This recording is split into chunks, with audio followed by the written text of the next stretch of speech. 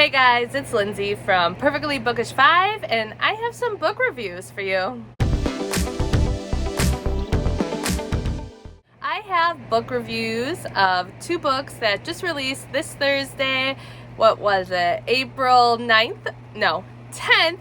And they are Wicked Love by Willow Aster and Boss Holes by Melissa Ivers. Wicked Love by Willow Aster is the fourth book in the Single Dad Playbook series. In this series, you follow guys from a football team who are single dads. Well, two of them don't start out that way, but there are different things that happen in the books where they take on that role. In this book, we are following Poppy and Bowie. Sorry, I'm not quite sure how to say his name. B-O-W-I-E. I'm going to go with Bowie. Bowie is a single dad to a little girl, and she has Down syndrome. Mom is completely out of the picture. She thought she wanted the life, and then after her daughter Becca was born, she just wanted out. She couldn't handle being the wife of a pro footballer. She couldn't handle being a mother, and she just left.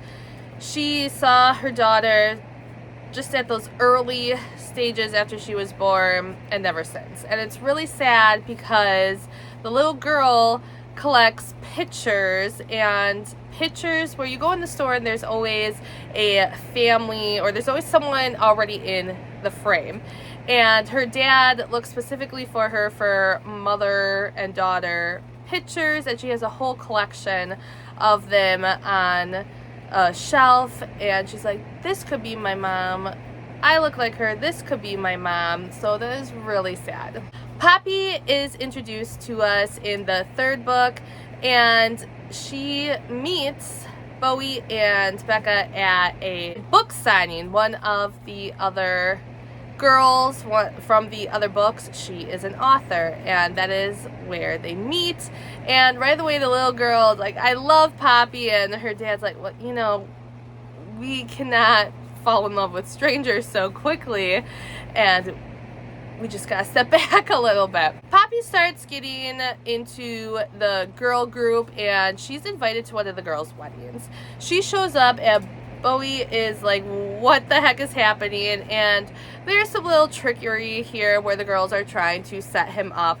There's a mishap with her room when she gets to the hotel. It is a little further away. It's at a place that is actually set in another series by Willow, and she gets her stuff there. She said, okay, I'll check in later. I'm gonna go to the wedding. And when she goes to check in, they said they gave her room away because she didn't check in by the time she was supposed to. Bowie overhears this, and he has a really big suite because he has a room for himself, his daughter, and also for someone who helps take care of his daughter. He offers up the room, well, a part of the room to her. He says he'll sleep on the couch, she can sleep in the bed, and she's like, we're adults, this bed is huge, we can make it work, and they end up sleeping together. Poppy works at a place that is for kids with disabilities, and she keeps telling Bowie to bring his daughter there as she thinks she would enjoy a lot of the activities. And he does eventually bring her there, and yes, she loves it. And his dad is actually having some health problems, so Poppy really helps him out by watching his daughter while she's at the facility and helps take her home, things like that. And I really, really love the vibes that are going on between these two. There's so much tension there. He doesn't want to dive into a relationship. He was burned so bad when he really thought he was in love, and he's really careful about his daughter. He doesn't want to bring anyone into her life that isn't good for her, even though Poppy is great with her. And I just loved everything that was going on, and then an unexpected pregnancy happens.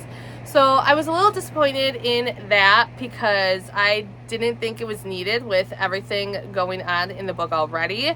But so I wanted to give this book 5 stars, and that's what pulled me back to a 4-star read.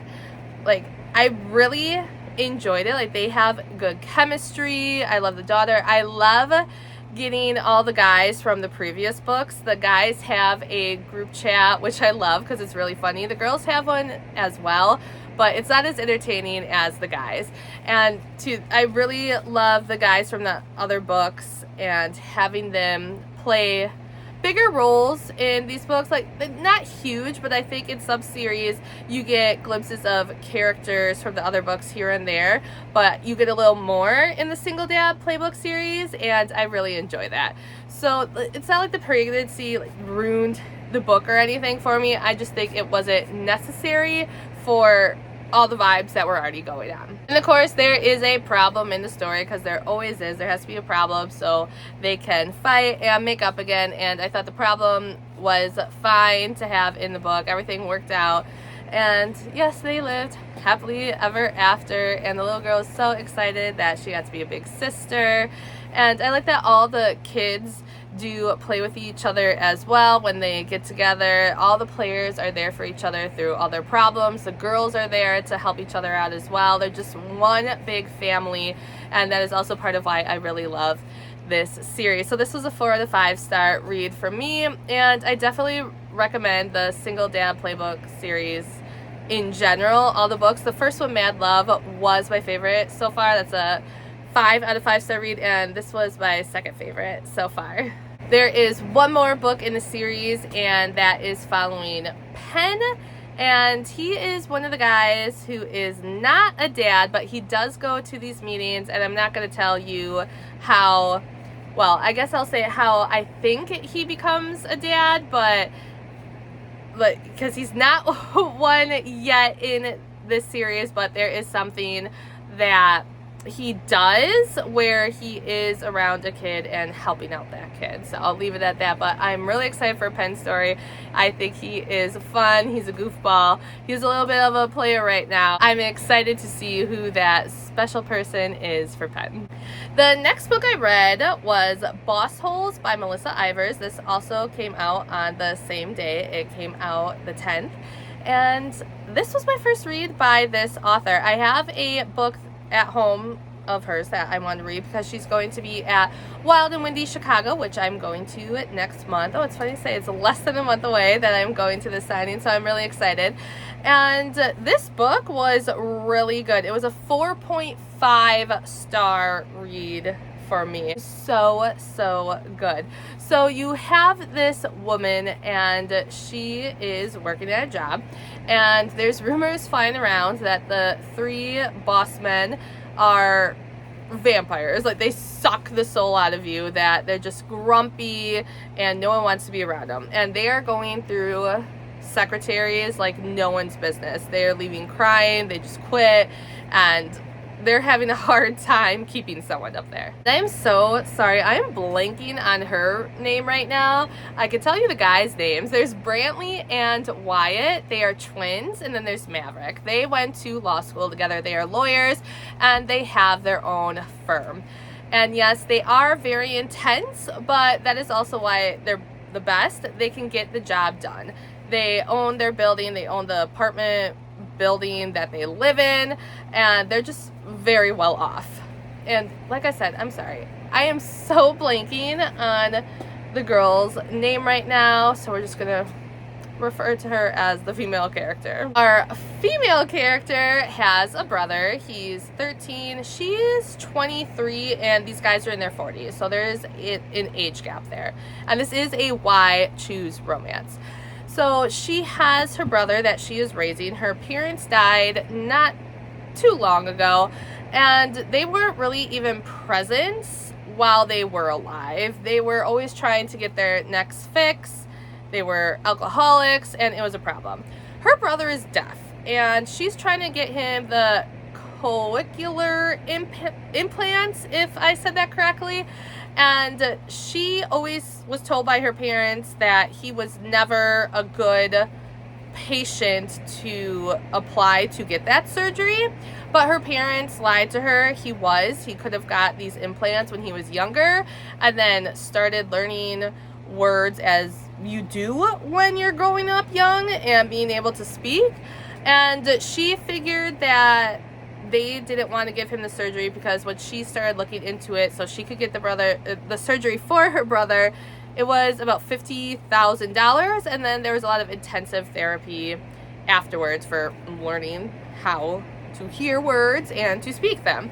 So she is in a really hard place. She wants to get this done for her brother, but she doesn't know how she's going to get the money to do it. The place that she is living in right now, she is sleeping on the couch and her brother has the room. She has a job. She's doing the best she can. And it's really funny how she meets one of the guys, one of the lawyers. Maverick is downstairs in the lunchroom and it's always stocked with good snacks. They both reach for a chocolate chunk cookie and they get to talking, and she was just saying how the guys on the upper floor are vampires, and she's just saying everything that was said to her before. She's repeating it, what she heard about the grumpy bosses upstairs, and she finds out when she sits back down at the table that was one of the bosses. She actually gets called in to be their secretary the next day. She thinks she's being called in to get fired after what she said, but Maverick sees some spunk in her, and their other secretary just left crying.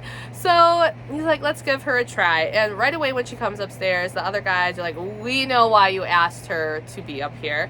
And stuff is a little awkward. Our female character is part of a book club with some of her friends, and they are reading a book where virgin auctions happen. And she was wondering if that was really a thing because she is a virgin and she's trying to make money for her brother's surgery. So she finds this website and it's on her phone, and she goes to drop off dry cleaning at the guys' apartments. They all live in the same building and they all live next to each other. And one of the guys actually sees the ad for this website when she drops her phone. He plays it off as he didn't see anything, and she doesn't think he did either. And he tells the other guys, two of them are on board, Maverick and Wyatt, and Brantley doesn't want anything to do with it. He's like, if she's going to be with me, it's because she wants to. And so the guys bid on her and they end up winning the auction, and everything goes from there. They go through with their night together, and all of a sudden they become very protective of her. They take her home, see that she's not living in the best situation, that there's no security, and then all the guys move her into their building. And I really like Brantley. He is my favorite of the three guys. Like, I love them all, but he just does little things that are so sweet. Yes, these guys are so intense, but they are that way at their job. They get things done because that, like I said, that is why they are the best law firm, or one of the best out there. But when you get to know them, they do have soft and playful sides. And he runs into our female character and her brother when they are out one night, learns that he is deaf and that he really likes books, and he sends a package of books to their place for him. And then the next time he sees him, he starts signing, because all of a sudden right away he started to try to learn sign language. And I just like the little subtle things that he does, and it's really sweet. And there is a little mystery in this book as well.